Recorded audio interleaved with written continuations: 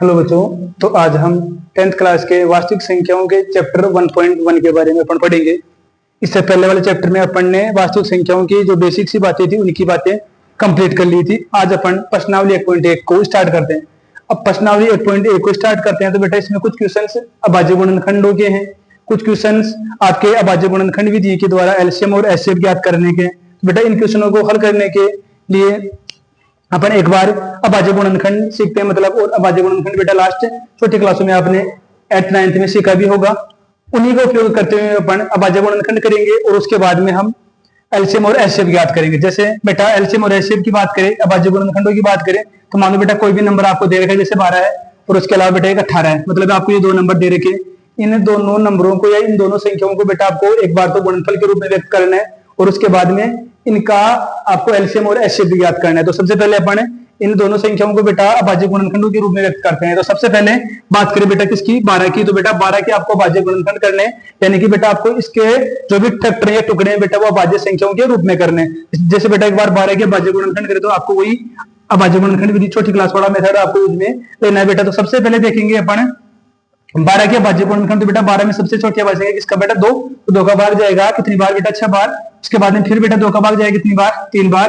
फिर बेटा इसमें 3 का भाग जाएगा कितनी बार, 1 बार। यानी कि बेटा जो 12 के अभाज्य गुणनखंड है वो आपके पास हो गए कितने, 2 गुणा 3 के रूप में। तो देखो एक बार बेटा मैं 12 के अभाज्य गुणनखंडों को यहाँ लिखता हूँ कि भाई 12 के अभाज्य गुणनखंड, यानी कि 12 के आपको अभाज्य गुणनखंडों के रूप में लिखना बेटा। तो 12 के अभाज्य गुणनखंड, एक बार बेटा 12 के अभाज्य गुणनखंडों की बात करें तो बेटा 12 के अभाज्य गुणनखंड कौन कौन से हो जाएंगे, 2 गुणा 3। मतलब बेटा इनको अगर अपन घातांक रूप में लिखे तो अपन इसको लिख सकते हैं भाई 2 की घात 2 गुणा 3, यानी कि बेटा 2 कितनी बार रिपीट हो रहा है, 2 बार। तो इसको बेटा मैं घातांक के रूप में लिखूंगा 2 की घात 2 गुणा 3। ऐसे बेटा मेरे पास एक संख्या हो रहा है 18, इसके भी एक बार मैं अभाज्य गुणनखंड या के रूप में इसको व्यक्त करना चाहता हूँ। तो मैं सीधे सीधे इसकी बेटा एक बार अभाज्य गुणनखंड करूंगा, यानी कि बेटा 18 के भी मैं क्या करूंगा, अभाज्य गुणनखंड। बेटा 18 के अभाज्य गुणनखंड करेंगे ना तो बेटा 18 के अभाज्य गुणनखंड का भी वही तरीका है बेटा, जैसे लिखो 18 और 18 के बेटा टुकड़े करो। सबसे पहले बेटा किस संख्या का भाग जाएगा, 2 का। बेटा 2 का भाग कितनी बार जाएगा, 9 बार। फिर बेटा 9 में 2 का भाग नहीं जाएगा, अब भाग जाएगा बेटा 3 का। अब बेटा वापस भाग किसका जाएगा बेटा, 3 का। कितनी बार जाएगा बेटा, 1 बार। यानी कि जो 18 के अभाज्य गुणनखंड है बेटा वो किस रूप में आ गए, 2 गुणा 3 के रूप में आ गए बेटा। अगर मैं इनको भी गुणनफल के रूप में लिखूं तो बेटा क्या हो जाएगा, 2 की गुणा 3 के घात 2, यानी कि बेटा घातांक रूप में आपका ये हो गया। मतलब बेटा पहला क्वेश्चन आपका 10th क्लास का, तो पहला क्वेश्चन यही है कि आपको जो भी संख्या दे रही है बेटा उनको अभाज्य गुणनखंड यानी कि अभाज्य गुणनफल के रूप में लिखना है। तो अपन ऐसे लिख के इसको छोड़ देंगे। और बेटा अगर इन्हीं संख्याओं को आपको एलसीएम और एचसीएफ भी ज्ञात करना है बेटा, उसकी अपन बात कर लेते हैं। तो सबसे पहले बेटा अपन बात करते हैं 12 व 18 के एचसीएफ की बात करते हैं। 12 व 18 का बेटा एचसीएफ, बेटा 12 व 18 का आपको एचसीएफ ज्ञात करना है। तो बेटा सबसे पहले अभाज्य गुणनखंड करेंगे अपन। अभाज्य गुणनखंड कर लिए बेटा, तो फिर मैं भी बेटा आपको इसी अकॉर्डिंग आपको काम करना है। ये बात बेटा वो ये वाला काम, तो बेटा ये वाला काम आपको रफली करना है और उसको वहीं पर हटा देना है। मतलब आपको फिर भी बेटा काम इसी तरीके से आपको करना है। अब 18 और 12 का आपको एचसीएफ ज्ञात करना है। तो बेटा एचसीएफ के लिए कंडीशन होती है। अब एचसीएफ के लिए बेटा क्या कंडीशन होती है बेटा, इसको अपन मैसेज तभी बोलते हैं, हाईएस्ट कॉमन फैक्टर हो गया बेटा, इसको अपन मैसेज तभी बोलते हैं। इसका मतलब है कि आपने जिन भी संख्याओं का अभाज्य गुणनखंड कर लिया बेटा, उन अभाज्य गुणनखंडों में आपको एक बात तो सबसे पहला काम तो कॉमन गुणनखंड देखना बेटा। तो मेरे पास 2 संख्याएं थी बेटा, एक तो 12 था और एक 18 था। अब 12 और 18 का एचसीएफ ज्ञात करना है। तो बेटा इनके अभाज्य गुणनखंडों में मैं कॉमन गुणनखंड देखूंगा बेटा। तो कॉमन गुणनखंड दोनों में 2 गुणा 3 दोनों के दोनों आ रहे बेटा। अब कॉमन गुणनखंड के बाद में अपन क्या करेंगे बेटा, इन गुणनखंडों की बेटा घात देखेंगे। जो बेटा घात न्यूनतम होंगी, जो घात बेटा न्यूनतम होंगी उसको आपको लेना पड़ेगा बेटा। तो देखो दोनों में कॉमन गुणनखंड 2 है और दोनों में कॉमन गुणनखंड बेटा 3 है। तो इन दोनों में 2 कॉमन गुणनखंड 2 गुणा 3 है ही। अब इनके अपन घात देंगे बेटा। तो एचसीएफ के लिए अपन क्या करेंगे बेटा, जो घात न्यूनतम होंगी वो लेंगे। तो एक बार बताओ बेटा दोनों में 2 है कॉमन गुणनखंड, अब इनमें बेटा घात न्यूनतम लेंगे। तो बेटा न्यूनतम घात कितनी है, 2। तो मतलब एक तो एचसीएफ ज्ञात करने के लिए 2 ले लेंगे। उसके बाद बेटा 3 भी दोनों में कॉमन गुणनखंड है। अब कॉमन गुणनखंड की भी घात न्यूनतम लेंगे बेटा। तो इन दोनों में कॉमन गुणनखंड 3 है और 3 में न्यूनतम घात कितनी बेटा, 3। अब इन दोनों को बेटा गुणा कर देंगे, 2 को 3 से गुणा करेंगे बेटा कितना जाएगा, 6। यानी कि बेटा इन दोनों संख्याओं का जो एचसीएफ है वो कितना हो जाएगा बेटा आपका, इन दोनों संख्याओं का जो एचसीएफ है बेटा कितना हो जाएगा आपका, 6 हो जाएगा। तो मतलब पहला काम यही करना है बेटा एचसीएफ के लिए। चाहे 2 संख्या दे, चाहे बेटा 3 संख्या दे, अगर इनका आपको एचसीएफ ज्ञात करना है तो सबसे पहला काम आपको भाज्य गुणनखंड करना है। अब भाज्य गुणनखंड करने के बाद बेटा दूसरा काम देखना है कि दोनों में कॉमन गुणनखंड कौन कौन से हैं। उसके बाद में कॉमन गुणनखंड लेने बेटा, और कॉमन गुणनखंड में भी जो घात न्यूनतम है बेटा वो आपको लेनी है। तो जैसे बेटा मैंने 12 का भाज्य गुणनखंड किया 2 गुणा 2 की घात 2 गुणा 3 के रूप में बेटा, 18 का मैंने भाज्य गुणनखंड किया 2 गुणा 3 का घात 2 के रूप में बेटा। इनमें दोनों कॉमन गुणनखंड 2 गुणा 3 दोनों के दोनों ही है, तो दोनों के दोनों ले लिया। फिर बाद में कॉमन गुणनखंड की बेटा न्यूनतम घात लेनी थी, तो बेटा दोनों में कॉमन गुणनखंड की न्यूनतम घात यानी कि बेटा 2 की न्यूनतम घात कितनी है, 1 है यहाँ। तो उसके बाद में मैं बात करूं बेटा 3 की, तो बेटा 3 की भी न्यूनतम घात कितनी है, 1, तो मतलब 2 गुणा 3 आ जाएगा, दोनों को बेटा मल्टीप्लाई करेंगे, मान उसके बराबर आएगा आपका 6 के बराबर आ जाएगा। यानी कि बेटा बात करें किसकी, एचसीएफ की, तो एचसीएफ कितना जाएगा बेटा आपका 6 आ जाएगा। अब आपको बेटा दूसरी चीज और ज्ञात करनी है, दोनों संख्याओं का एलसीएम ज्ञात करना है। बेटा आपको लिखना है बेटा 12 व 18 का एलसीएम। बेटा 12 और 18 का आपको एलसीएम ज्ञात करना है, यानी कि लेसअप का ज्ञात करना है। बेटा एलसीएम को बोलेंगे अपन लेसअप बोलेंगे बेटा। अब लेसअप का मतलब क्या होता है बेटा, कि लेसअप का मतलब यह भाज्य गुणनखंड करना है। अब भाज्य गुणनखंड के बाद बेटा पहला काम तो वही करना है, कॉमन गुणनखंड देखना बेटा, और कॉमन गुणनखंड की अधिकतम घात लेनी है बेटा। तो देखो एक बार दोनों में कॉमन गुणनखंड बेटा कितना है, 2 गुणा 3 दोनों में कॉमन गुणनखंड है। अब उसकी अधिकतम घात लिखेंगे बेटा, तो अधिकतम घात की बात करूं तो बेटा 2 की अधिकतम घात कितनी है, 2। ऐसे बेटा मैं 3 की बात करूं तो 3 की अधिकतम घात कितनी है, 2। अगर यहाँ पर बेटा 2 और 3 के अलावा और भी कोई नंबर होता है तो बेटा उनको भी मैं शामिल करता है एलसीएम में। बाकी इसमें है क्या, 2 गुणा 3 तो बेटा दोनों के दोनों गुणनखंड आ जाएंगे, दोनों की मैक्सिमम घात आ जाएगी। दोनों की मैक्सिमम घात का बेटा मान कितना हो जाएगा, इसको मैं सोल्व करूं तो 2 की घात 2 का मतलब होता है बेटा 4, और 3 की घात 2 का मतलब होता है बेटा 9। अब मैं 4 को और 9 को बेटा गुणा करूंगा तो मान किसके बराबर आएगा बेटा, 36 के बराबर। यानी कि बेटा इन दोनों संख्याओं का जो एलसीएम है बेटा, इन दोनों संख्याओं का जो बेटा एलसीएम है, इन दोनों संख्याओं का जो एलसीएम है बेटा कितना जाएगा आपका, 36 आ जाएगा। संख्याओं का एलसीएम 36 आ जाएगा बेटा, और एचसीएफ कितना जाएगा आपका, 6 आ जाएगा। तो बेटा आपके कुछ क्वेश्चंस दे रखे आपके प्रश्नावली में, तो वो क्वेश्चन स्टार्टिंग वाले 2-3 क्वेश्चन बेटा ऐसे ही है। पहला क्वेश्चन है भाज्य गुणनखंड या गुणनफल के रूप में व्यक्त करना है, उसके बाद में उनका दूसरे क्वेश्चन बेटा एलसीएम और एचसीएफ ज्ञात करना है। अब बेटा एलसीएम और एचसीएफ ज्ञात करने के लिए देखो मेरे पास 2 संख्याएं थी, एक संख्या तो बेटा ये थी, और एक संख्या बेटा मेरे पास कौन सी थी, एक संख्या मेरे पास ये थी, एक संख्या बेटा मेरे पास ये थी। अब इन दोनों संख्याओं का मेरे को एलसीएम और एचसीएफ ज्ञात करना है, वो ज्ञात कर लिया। अब इन दोनों संख्याओं का बेटा अगर एक फॉर्मूला और बनता है, वो बनता है बेटा 2 संख्याओं का गुणनफल। 2 संख्याओं का जो गुणनफल है बेटा, 2 संख्याओं का गुणनफल वो बेटा किसके बराबर होता है आपका, एलसीएम गुणा एचसीएफ के बराबर, यानी कि एलसीएम गुणा एचसीएफ के बराबर होता है। अगर कोई भी आपको 2 संख्या दे रखी है बेटा, और उन दोनों संख्याओं का आपको एलसीएम या एचसीएफ में से कोई एक चीज आपको दे रखी है और आपको दूसरी चीज ज्ञात करनी है, जैसे मान लो बेटा 3 चीजें हो गई यहाँ पे, तो पहली संख्या हो गई बेटा, एक दूसरी संख्या हो गई, एक आपका एलसीएम हो गया, एक एचसीएफ हो गया। इन बेटा चारों संख्याओं में से आपको 3 मान देगा और उसके बाद में चौथा मान पूछेगा। तो जैसे बेटा मैं बात करूं यहाँ पर, अगर आपसे मतलब मान लो दूसरी संख्या का मान नहीं दे, एक बार मान लो बेटा दूसरी संख्या का मान आपसे नहीं दे, तो मतलब इस संख्या का बेटा मान पूछे तो कैसे ज्ञात करेंगे बेटा, तो इसी फॉर्मूले का आपको उपयोग करना है। बेटा ये आपका फॉर्मूला क्या है, 2 संख्याओं का गुणनफल किसके बराबर है, एलसीएम गुणा एचसीएफ के। तो आपको 2 संख्याएं लेनी है बेटा, दोनों संख्याओं में बेटा आपको एक संख्या दे रखी है, दूसरी संख्या नहीं दे रखी, तो इसकी मतलब आपको बेटा मानना पड़ेगा, आपको भाई दूसरी संख्या क्या आपकी एक्स मान लो एक बार। इसको एलसीएम बेटा अभी ज्ञात कर लिया है, मतलब इन दोनों संख्याओं का आपको एलसीएम भी देगा। एलसीएम बेटा कितना है आपका 36 है, तो एलसीएम की जगह बेटा लिखो 36 गुणा एचसीएफ बेटा अभी ज्ञात कर लिया कितना आया है 6, यानी कि बेटा 6। अब आपको बेटा इस संख्या का मान ज्ञात करना है, तो बेटा जिस भी संख्या जो आपकी अज्ञात होती है उसका मान ज्ञात करना होता है, तो बेटा उसको तो बराबर के साइड यानी कि एक पक्ष में रख दें, बाकी सभी संख्याओं को बेटा बराबर के नेक्स्ट पक्ष में रखेंगे, यानी कि बेटा 12 का पक्षांतरण करना पड़ेगा। तो बेटा 12 का पक्षांतरण करना पड़ेगा, तो बेटा देखो 12 एक्स के साथ मल्टीप्लाई में है, तो बेटा पक्ष चेंज होते जाएगी तो डिवाइड में जाएगी, यानी कि बेटा 12 का डिवाइड हो जाएगा। बेटा 12 का डिवाइड से 30 में करेंगे तो कितना टाइम जाएगा बेटा, 3 टाइम जाएगा। तो बेटा एक्स की वैल्यू कितनी जाएगी आपके पास 18, यानी कि आपके पास बेटा जो भी लुप्त संख्या थी, जो भी आपके पास बेटा लुप्त संख्या थी या लुप्त संख्या, बेटा लुप्त संख्या का मान कितना जाएगा आपके पास 18 जाएगा। ऐसे बेटा इस क्वेश्चन में सेकंड टाइप का क्वेश्चन और भी पूछ सकता है आपसे, वो बेटा सेकंड टाइप का क्वेश्चन कौन सा पूछ सकता है कि भाई एलसीएम का मान गायब कर दे, यानी कि इसको हटा दे, और आपसे पूछ ले कि भाई इस संख्या का मान आपको दे रखा है बेटा, इस संख्या का मान कितना दे रखा है आपको 18 दे रखा है, और आपसे एलसीएम का मान पूछ ले, तो बेटा एलसीएम की जगह एलसीएम लिखो और उसके बाद में वापस आप इसका मान ज्ञात कर सकते हो। बेटा इसका मान ज्ञात करने के लिए तरीका वही है बेटा, तरीका वही है, एलसीएम का मान ज्ञात करना है बेटा, तो 6 का क्या कर दो, डिवाइड कर दो, यानी कि अगर मैं 12 गुणा बेटा 18 तो मेरे पास संख्या है ही, एलसीएम का मेरे को मान ज्ञात करना, तो एलसीएम कैसे कैसे, तो बेटा एलसीएम के साथ 6 मल्टीप्लाई था तो कहां जाएगा बेटा, डिवाइड में जाएगा। अब मैं बात करूं बेटा 6 की, तो बेटा 6 का 12 में डिवाइड रहेगा बेटा 2 बार, तो यानी कि एलसीएम का मान बेटा कितना जाएगा आपके पास 18 दूनी बेटा 36 आ जाएगा। तो मतलब इस एक फॉर्मूले से बेटा 3-4 टाइपिफिकेशन बनते हैं और आपको 3 मान देगा और 1 मान आपसे पूछेगा। अब अपन बेटा बात करते हैं इस प्रश्नावली में जो भी आपके बेटा क्वेश्चन है उसकी बात करते हैं। तो बेटा आपका 1 पॉइंट का जो फर्स्ट प्रश्नावली का जो पहला क्वेश्चन है वो बेटा आपका यही है कि आपको संख्याएं दे रखी है और इन संख्याओं का अभाज्य गुणनखंड को बेटा गुणनफल के रूप में व्यक्त करना है। यानी कि बेटा आपको क्वेश्चन दे रखे हैं 1 2 3 4 5 क्वेश्चन है बेटा। अब आपको इन क्वेश्चनों में क्या करना है, इनके अभाज्य गुणनखंडों को गुणनफल के रूप में व्यक्त करना है। तो बेटा पहला क्वेश्चन क्या आपका 140, बेटा पहला क्वेश्चन क्या आपका 140 है बेटा। अब पहला क्वेश्चन आपका 140 है बेटा, तो 140 की क्या करने हैं अभाज्य गुणनखंड करने हैं। बेटा मैं सबसे पहले लिखूंगा इस क्वेश्चन को फिर कभी में सोल्व करने का बेटा तरीका क्या है। सबसे पहला क्वेश्चन बेटा 140, तो आपको 140 को अभाज्य गुणनखंडों के गुणनफल के रूप में लिखना है बेटा।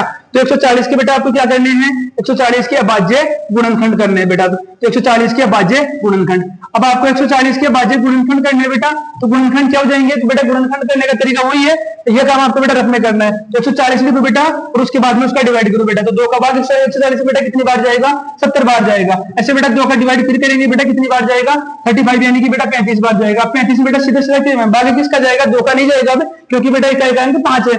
3 का बेटा नहीं जाएगा क्योंकि बेटा अंकों का योग 8 है। तो बेटा किसका भाग जाएगा सीधा 5 का जाएगा। तो बेटा 5 का भाग कितनी बार जाएगा 7 बार। अब बेटा 7 में किसका भाग जाएगा 7 का कितनी बार बेटा 1 बार। यानी कि आपने बेटा 140 के अभाज्य गुणनखंड कर लिए और बेटा 140 के जो अभाज्य गुणनखंड बेटा वो क्या हो गए 2 गुणा 5 गुणा 7, यानी कि बेटा मैंने 140 को अभाज्य गुणनखंडों के गुणनफल के रूप में व्यक्त कर दिया। कैसे व्यक्त कर दिया बेटा 2 गुणा 5 गुणा 7। अभी मैंने एक बताया था बेटा अगर कोई संख्या रिपीट हो रही है बेटा उसको घातांक रूप में लिख लो। 2 बेटा 2 बार रिपीट हो रहा है, इसका मतलब 2 की घात 2 जाएगा, फिर बेटा 5 और बेटा फिर 7, यानी कि आपके पास बेटा ये आ गया अभाज्य गुणनखंड या गुणनफल के रूप में कौन सी संख्या आ गई आपके पास 140, यानी कि ये आ गई। बेटा 140 के अभाज्य गुणनखंड क्या हो जाएंगे बेटा 2 की घात 2 गुणा 5 गुणा 7 हो जाएगा। तो बेटा पहला क्वेश्चन आपको ऐसे करना है। ऐसे बेटा आपका सेकंड क्वेश्चन है 156 के भी आपका अभाज्य गुणनखंड करने बेटा सेम तरीका है, यही 156 लिखो उसके बाद में उसके अभाज्य गुणनखंड करने। तो एक बार मैं 156 का बेटा और बता देता हूं। बेटा सेकंड क्वेश्चन अपन करेंगे, बेटा सेकंड क्वेश्चन आपको लिखना पड़ेगा यहाँ पर 156 के अभाज्य गुणनखंड। बेटा 156 के आपको अभाज्य गुणनखंड करते हैं, तो बेटा इसको एक बार लिया हो यहाँ, इसको एक बार मैं लेके आऊंगा। तो बेटा ये मेरे पास आ गया 156 आ गया बेटा, 156 आ गया बेटा 156 क्या अभाज्य गुणनखंड करने बेटा। अब 156 के मेरे को अभाज्य गुणनखंड करने बेटा, तो वही काम करना है आपको। क्या करना है बेटा 156 लिखो और ऐसे टुकड़े करो। बेटा 156 लिखेंगे टुकड़े करेंगे तो एक बात देखो क्या क्या बनता है बेटा 156 लिख दिया बेटा। अब 156 में वही वापस बेटा किसका भाग जाएगा आपका 2 का भाग जाएगा। अब किसका भाग जाएगा बेटा 2 का भाग। एक बार 2 का भाग जाएगा तो मतलब 156 के बेटा अभाज्य गुणनखंड क्या हो जाएंगे तो 2 का भाग जाएगा। तो 2 गुणा मतलब 156 के बेटा अभाज्य गुणनखंड हो जाएगा बेटा 2 गुणा 3, यानी कि 2 का भाग लेंगे बेटा कितनी बार जाएगा एक बार 2 गुणा 3, 2 गुणी 4 4 बेटा 12 हो जाएगा। उसके बाद 2 गुणा 3 गुणा बेटा कितना हो जाएगा आपका 13 हो जाएगा। कितना हो जाएगा बेटा 13 हो जाएगा। फिर 2 दूनी 4 4 12, 2 गुणा 3 गुणा 13 हो जाएगा बेटा। ठीक है, ऐसे अपन बात करें इसके तो इसको घातांक के रूप में बेटा 2 की घात 2 हो जाएगा, उसके बाद में 3 गुणा 13 हो जाएगा। ठीक है, तो मतलब ये आपका 156 का अभाज्य गुणनखंड गुणनफल के रूप में व्यक्त हो गए।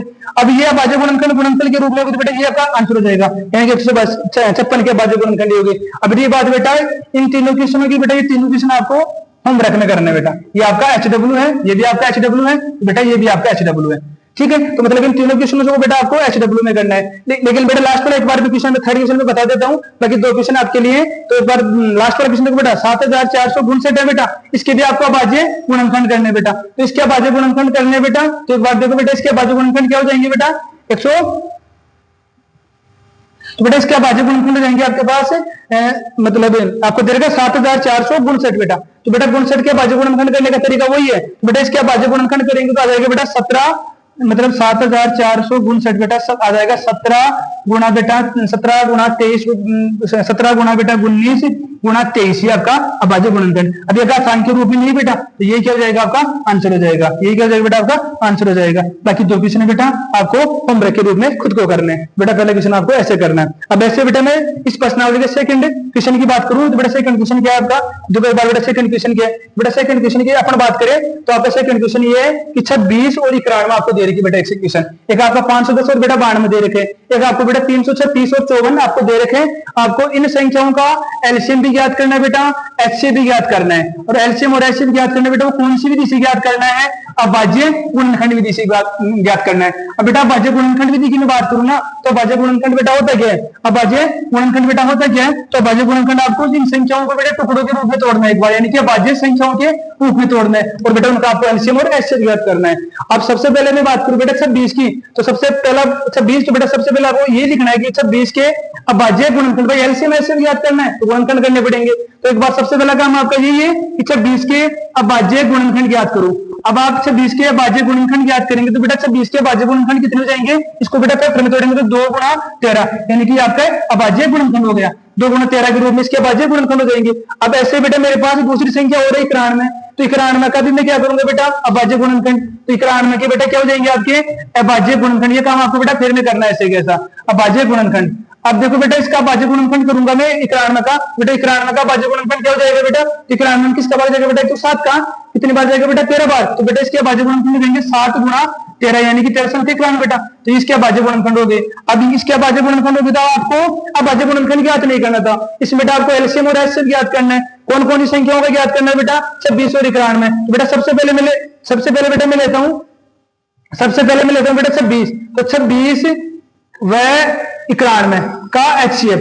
अब एचसीएफ के लिए बेटा मैंने अभी एक बात बताई थी आपको, क्या बताई थी कि जो भी आपको संख्याएं दे रखी है उनके बेटा फैक्टर करने हैं, और फैक्टर करने के बाद में जो भी संख्या आपके कॉमन आती है बेटा वो आपको लेना है, और कॉमन में बेटा न्यूनतम घात लेनी है। लेकिन बेटा देखो इन दोनों गुणनखंडों में बेटा कॉमन संख्या 13 आ रही है, और 13 की बेटा मैं न्यूनतम घात की बात करूं तो बेटा कितनी 13 ही है, तो बेटा इन दोनों संख्याओं का जो एचसीएफ है वो कितना आ जाएगा आपका 13 जाएगा, कितना जाएगा बेटा आपका 13, यानी कि इन संख्याओं का बेटा एचसीएफ कितना जाएगा आपके पास 13 जाएगा, कितना जाएगा बेटा 13, इन संख्याओं का बेटा एचसीएफ कितना जाएगा 13। ऐसे बेटा इन दोनों संख्याओं का आपको क्या ज्ञात करना है 26 और 91 का आपको एलसीएम भी ज्ञात करना है बेटा। अब एलसीएम के लिए मैंने क्या बताया था बेटा, जो कॉमन गुणनखंड है उसकी अधिकतम घात लेनी है, उसके अलावा जो बच गए बेटा फैक्टर वो भी लेने हैं। तो बेटा कॉमन गुणनखंड दोनों में कितना है आपका 13 है। अब 13 के अलावा बेटा कौन कौन से फैक्टर बच गए आपके 2 और 7, बेटा इन दोनों को भी ले लो, 2 गुणा 7 को भी ले लो, और बेटा इन तीनों संख्याओं को बेटा मल्टीप्लाई कर दो तो आपके पास क्या आ जाएगा बेटा, इन तीनों संख्याओं को बेटा मल्टीप्लाई करेंगे तो आपके पास क्या जाएगा, इन संख्याओं का बेटा आपके पास आ जाएगा एलसीएम, और बेटा एलसीएम कितना जाएगा तो 182, कितना जाएगा बेटा 182, यानी कि इन संख्याओं का बेटा एलसीएम कितना जाएगा 182। तो ये क्वेश्चन आपका ऐसे सोल्व करना है, यानी कि आपको एलसीएम और एचसीएफ ज्ञात करना है बेटा। तो एलसीएम और एचसीएफ ज्ञात करने के लिए 2 गुणा 7 गुणा करेंगे तो आपके पास 182 जाएगा। ये बात बेटा ये वाला क्वेश्चन और ये वाला क्वेश्चन दोनों बेटा सेम तरीके से करने हैं, और सेम तरीके से करने के बाद में आपको ये भी एचडब्ल्यू के रूप में बेटा और ये भी आपका एचडब्ल्यू के रूप में, यानी कि बेटा होमवर्क के रूप में आपको दोनों क्वेश्चन करने सेम बेटा मेथड से होंगे। इस वाले क्वेश्चन को बेटा कैसे करेंगे, 510 के पहले आपको अभाज्य गुणनखंड करने, उसके बाद में आपको यहाँ लिखना है, उसके बाद में बेटा 92 के भी आपको अभाज्य गुणनखंड करने बेटा आपको यहाँ लिखने हैं, उसके बाद में दोनों का एचसीएफ ज्ञात करना है बेटा, एचसीएफ ज्ञात करना है तो कॉमन गुणनखंड आपको लेना है, उसके बाद में दोनों का एलसीएम ज्ञात करना है तो कॉमन गुणनखंड के अलावा जो संख्या बच गई बेटा वो भी आपको लेनी है। बेटा दोनों क्वेश्चन आपको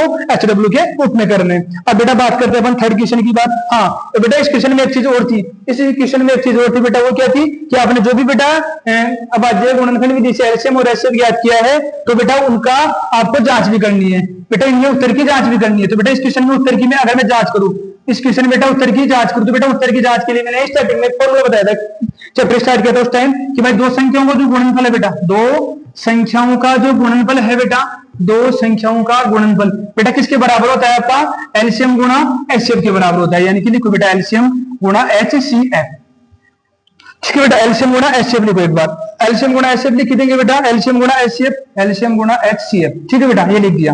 अब आपके पास बेटा संख्या कौन कौन सी 26 और 91, तो बेटा मैं एक जगह तो लिखूंगा 26 और एक जगह लिखूंगा बेटा 91, तो 26 गुणा 91 हो जाएगा बेटा। उसके बाद में इधर एलसीएम बेटा मैंने एलसीएम अभी याद कर लिया कितना आया है 182, और एचसीएफ कितना है बेटा 13, यानी कि बेटा 13 को किससे मल्टीप्लाई करना है आपको 182 से करना है। अब ये दोनों मान बेटा आपके कैसे आएंगे बराबर आएंगे, यानी कि बेटा दोनों मान कैसे आएंगे आपके बराबर आएंगे, बेटा दोनों मान बराबर आएंगे 26 को 91 से बेटा गुणा करेंगे, 26 को बेटा 91 से गुणा करेंगे तो बेटा मान किसके बराबर आएगा 2366 के बराबर, बेटा किसके बराबर आएगा 2366 के बराबर। तो बेटा इन दोनों को मल्टीप्लाई करेंगे तो बेटा मान किसके बराबर आएगा 2366 के बराबर। तो बेटा ये आपके पास दोनों मान बराबर आ गए, तो ये तो आपकी क्या होगी बेटा उत्तर की जांच होगी, क्या होगी बेटा ये उत्तर की जांच होगी, यानी दोनों मान बेटा बराबर है, दोनों मान बराबर तो उत्तर की जांच भी होगी, यानी कि बेटा सेम तरीका आपको इन दोनों क्वेश्चनों में भी सब लगाना है बेटा, ये दोनों आपके एचडब्ल्यू के रूप में। अगर कोई चीज समझ में आए तो बेटा बाद में बात करते हैं। अब बात करते हैं बेटा नेक्स्ट क्वेश्चन की, और आपका जो नेक्स्ट क्वेश्चन है वो सेम बेटा सेकंड क्वेश्चन का टाइप का ही है। अब इस क्वेश्चन में क्या करना है आपको, वही अभाज्य गुणनखंड विधि लगानी है और एलसीएम और एचसीएफ ज्ञात करना है। इससे जो पहले वाला क्वेश्चन था उसमें दो दो संख्या दे रखी थी, इस क्वेश्चन में बेटा तीन तीन संख्या है। अभाज्य गुणनखंड विधि से सोल्व करना है बेटा, तो सबसे पहले आपको इन तीनों संख्याओं के फैक्टर करने पड़ेंगे। अब इन तीनों संख्याओं के बेटा फैक्टर करने पड़ेंगे, तो पहली संख्या बेटा कौन सी आपकी 12, तो एक बार सबसे पहला काम यही करना है बेटा। तो 12 का क्या कर दो, एक बार आप 12 का अभाज्य गुणनखंड कर दो बेटा 12 के अभाज्य गुणनखंड।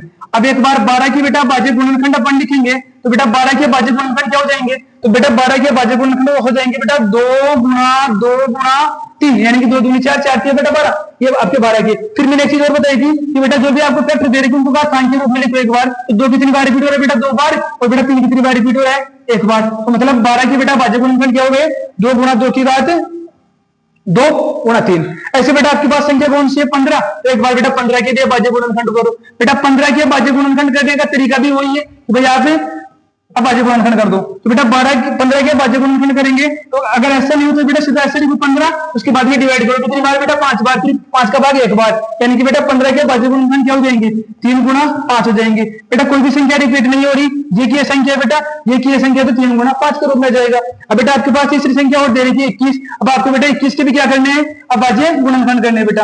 अब 21 के बेटा अभाज्य गुणनखंड करने तो बेटा सीधा सीधा लिखो इसको 21 के अभाज्य गुणनखंड। अब बेटा 21 के अभाज्य गुणनखंड है, तब आपके पास 21 के अभाज्य गुणनखंड बेटा कितने किस रूप में होते हैं 3 गुणा 7 के रूप में होते हैं। तो देखो ये आपका 21 के अभाज्य गुणनखंड आ गया बेटा। अब 21 के अभाज्य गुणनखंड आने के बाद बेटा आपको दो चीजें और करनी है। दो चीजें बेटा कौन सी करनी है कि भाई इन दोनों का एलसीएम और एचसीएफ कितना होगा बेटा। तो एलसीएम और एचसीएफ ज्ञात करने के लिए अपन क्या करेंगे बेटा, एलसीएम और एचसीएफ ज्ञात करने के लिए बेटा क्या करेंगे अपन, इनमें कॉमन गुणनखंड और वो देखेंगे बेटा। तो 12 देखेंगे बेटा 12 है, तो आपके पास एक संख्या बेटा कौन सी है आपके पास 15 है, एक बेटा 21 है। तो इन तीनों को बेटा आपको क्या याद करना है, पहला एचसीएफ याद करना है। तो बेटा एचसीएफ के लिए मैंने बता रखा आपको, क्या बता रखा है कि जो भी आपके पास संख्या दे रखी बेटा उनके फैक्टर देखने हैं, और उन फैक्टर में जो सेम नंबर होगा बेटा, ये कॉमन संख्या होगी उसकी घात न्यूनतम। तो देखो बेटा 2 यहाँ आ रहा है, इन दोनों जगह नहीं आ रहा, तो 2 को नहीं लेंगे बेटा।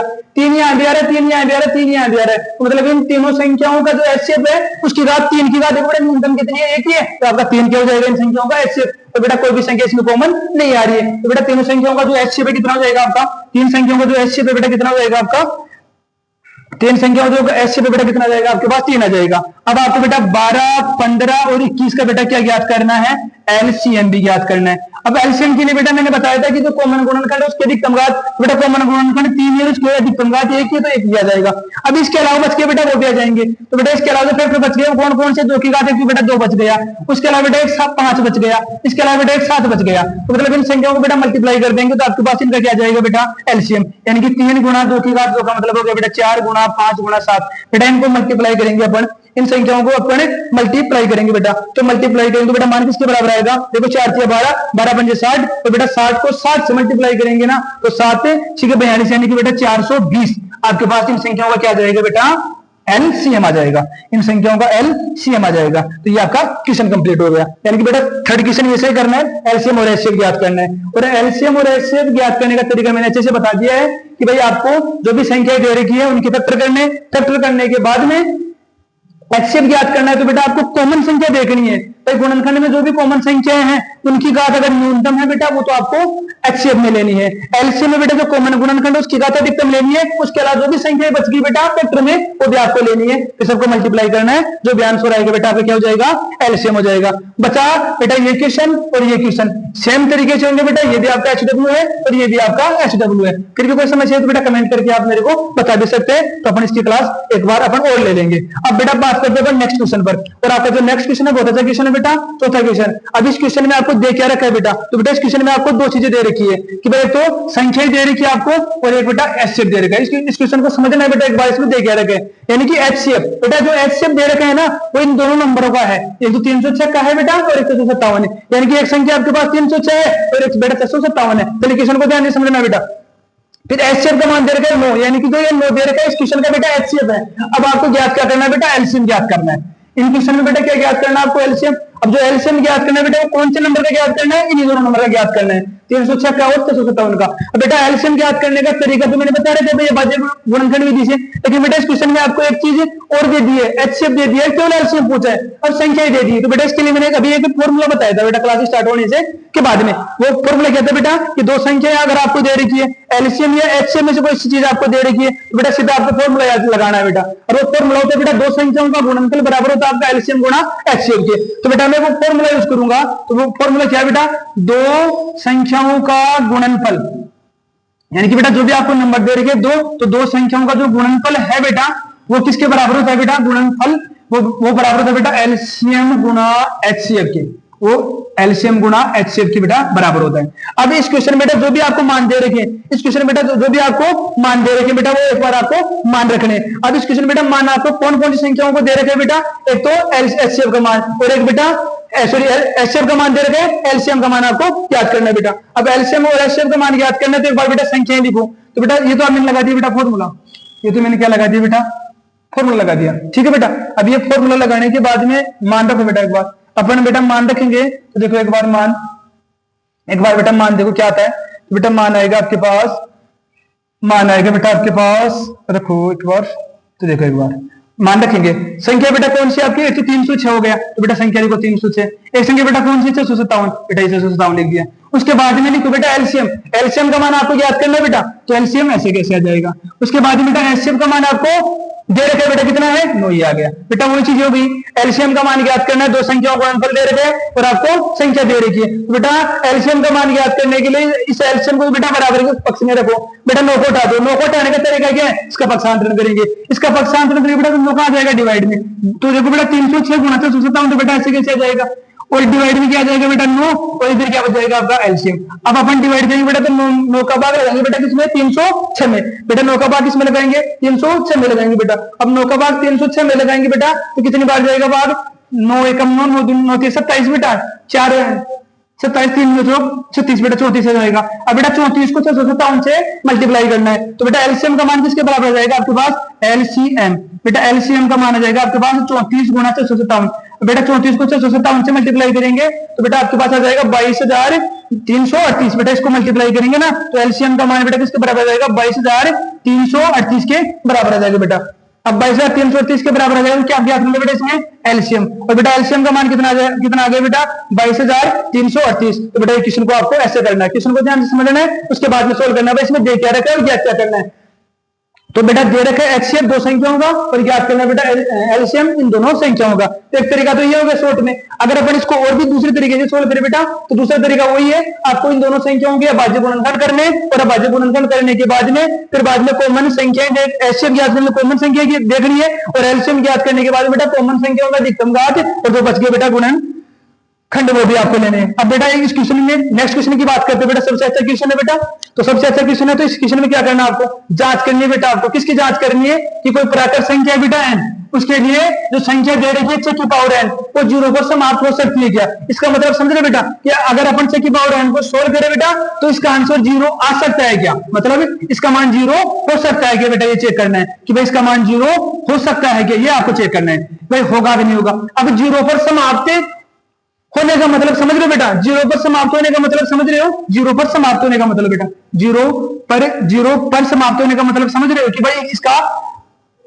इसका इकाई का अंक 0 पर समाप्त होगी या नहीं बेटा। अगर समझ रहे हो कि भाई 0 पर समाप्त होगी या नहीं होगी, तो बेटा 0 पर समाप्त होगी या नहीं होगी तो इसके लिए कि इकाई का अंक 0 आ रहा है नहीं आ रहा बेटा। तो देखो 0 पर समाप्त होने के लिए बेटा कुछ कंडीशंस हैं। अब जैसे कुछ कंडीशन है तो बेटा मैं एक बार उनकी बात कर लेता हूँ। जैसे अपन बात करें बेटा कोई भी एग्जाम्पल है, मान लो 10 है बेटा कोई संख्या मेरे पास, कितनी बेटा 10 है। अब इसे 10 में संख्या बेटा ये इकाई का अंक 0 यानी कि संख्या 0 पर समाप्त हो रही है बेटा। ऐसे में बात कर लेता हूँ मेरे पास संख्या 20 है बेटा, ये भी 0 पर समाप्त हो रही है। ऐसे बेटा मैं बात करता हूँ 30, ये भी मेरे पास 0 पर समाप्त हो रही है। ऐसे बेटा मैं 40 तो ये भी मेरे पास 0 पर समाप्त, और भी संख्या पढ़ लेंगे बेटा वो 10 20 30 40 50 60 90 100 बेटा सारी संख्या 0 पर समाप्त हो रही है। अब बेटा 0 पर समाप्त होने के लिए देखो अपना अभाज्य गुणनखंड विधि से पढ़ रहे बेटा, तो एक बार अपन इनके भाज्य गुणनखंड करेंगे बेटा। तो अगर मैं 10 के भाज्य गुणनखंड करूँ बेटा क्या जाएगा 2 गुणा 5। ऐसे बेटा मैं 20 के भाज्य गुणनखंड करूँ बेटा 2 गुणा 5 आ जाएगा। ऐसे बेटा मैं 30 के भाज्य गुणनखंड करूँ तो 3 गुणा 2 गुणा बेटा 5 आ जाएगा। ऐसे बेटा मैं 40 के भाज्य गुणनखंड करूँ तो 2 गुणा 5 आ जाएगा। ठीक है बेटा, मैंने तीनों संख्याओं के भाज्य गुणनखंड कर लिए बेटा, ये भाज्य गुणनखंड। अब देखो बेटा इन सभी में आपको एक चीज दिखाई दे रही होगी, इन सभी में बेटा आपको एक चीज दिखाई दे रही होगी बेटा। क्या चीज दिखाई दे रही है कि 2 गुणा 5। देखो बेटा उसके बाद में यहाँ पर बेटा देखो 2 गुणा 5 दिख रहा है बेटा। उसके बाद में देखो बेटा 2 गुणा 5 आपको दिख रहा है बेटा। उसके बाद में मैं बात करूं बेटा 2 गुणा 5 देखो दिख रहा है कि नहीं दिख रहा है। उसके बाद में बात करूं बेटा 2 गुणा 5 देखो दिख रहा है कि नहीं दिख रहा है। यानी कि सब संख्या बेटा 2 गुणा 5 2 गुणा 5 2 गुणा 5 का एक गुणनखंड है। इसका मतलब समझ रहे हो कि वो संख्या 0 पर समाप्त कौन सी होगी जिसमें बेटा एक गुणनखंड 2 गुणा 5 के रूप का होगा। अब मैं इस क्वेश्चन की बात करूं बेटा ये समाप्त होगी या नहीं, तो बेटा छह की पावर 0 पर समाप्त होगी या नहीं इसकी मैं बात करूं तो देखो बेटा एक बात छह के एक बार आप भाज्य गुणनखंड करो बेटा। तो बेटा छह के भाज्य गुणनखंड क्या हो जाएंगे बेटा, छह के भाज्य गुणनखंड हो जाएंगे 2 गुणा 3 और अगर पावर बेटा n तो इसकी पावर में लगा दो n 2 गुणा 3। तो देखो बेटा इसमें कोई भी एक फैक्टर 2 गुणा 5 के रूप का आ रहा है क्या, नहीं आ रहा। तो मतलब 2 गुणा 3 की पावर n संख्या 0 पर समाप्त संख्या 0 पर समाप्त नहीं हो सकती बेटा, 0 पर समाप्त नहीं हो सकती बेटा। क्यों नहीं हो सकती क्योंकि इसके अभाज्य गुणनखंड बेटा, इसके